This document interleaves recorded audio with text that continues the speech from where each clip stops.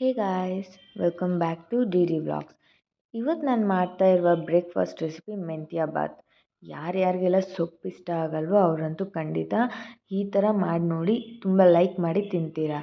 ಇದಕ್ಕೆ ನಾನು ಫಸ್ಟ್ ಒಂದು ಬಿಗ್ ಸೈಜ್ ಆನಿಯನನ್ನು ಚಾಪ್ ಮಾಡಿ ಇಟ್ಕೊಳ್ತಾ ಇದ್ದೀನಿ. ಹಾಗೆ ಸೈಡ್ನಲ್ಲಿ ಪ್ಯಾನ್ನ ಬಿಸಿ ಮಾಡಿ ಪ್ಯಾನಲ್ಲಿ ಎಣ್ಣೆ ಹಾಕಿ, ಎಣ್ಣೆ ಕಾದ ನಂತರ ಡ್ರೈ ಸ್ಪೈಸಸ್ ಎಲ್ಲನೂ ಹಾಕಿ ಚೆನ್ನಾಗಿ ಫ್ರೈ ಮಾಡ್ಕೊಳ್ತಾ ಇದ್ದೀನಿ.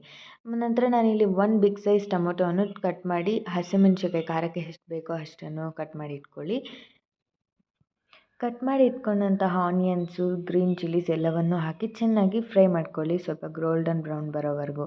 ನಂತರ ನಾನಿಲ್ಲಿ ಶುಂಠಿ ಬೆಳ್ಳುಳ್ಳಿ ಪೇಸ್ಟ್ 2 ಸ್ಪೂನಷ್ಟು ಹಾಕಿ ಚೆನ್ನಾಗಿ ಹಸಿ ವಾಸನೆ ಹೋಗೋವರೆಗೂ ಫ್ರೈ ಮಾಡ್ಕೊಳ್ತಾ ಇದ್ದೀನಿ. ಹಾಗೆ ಟೊಮೊಟೊಸನ್ನು ಆ್ಯಡ್ ಮಾಡಿ ಉಪ್ಪನ್ನು ಹಾಕಿ ಟೊಮೊಟೊಸ್ ಚೆನ್ನಾಗಿ ಸಾಫ್ಟ್ ಆಗೋವರೆಗೂ ಫ್ರೈ ಮಾಡ್ಕೊಳ್ಳಿ. ನಂತರ ನಾನಿಲ್ಲಿ ಡ್ರೈ ಬಟಾಣಿಯನ್ನು ನೈಟೇ ನೆನೆಸಿಟ್ಕೊಂಡಿದ್ದೆ, ಅದನ್ನು ಹಾಕಿ ಚೆನ್ನಾಗಿ ಫ್ರೈ ಮಾಡ್ಕೊಳ್ತಾ ಇದ್ದೀನಿ. ಹಾಗೆ ಸ್ವಲ್ಪ ಪುದೀನ ಕೊತ್ತಂಬರಿಯನ್ನು ಆ್ಯಡ್ ಮಾಡ್ಕೊಳ್ತಾ ಇದ್ದೀನಿ.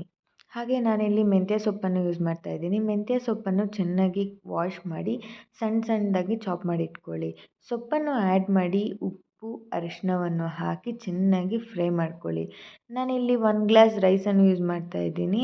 ಅಕ್ಕಿ ಕ್ವಾಂಟಿಟಿ ನೋಡಿಕೊಂಡು ವಾಟರ್ನ ಎಷ್ಟು ಬೇಕೋ ಅಷ್ಟು ಆ್ಯಡ್ ಮಾಡ್ಕೊಳ್ಳಿ.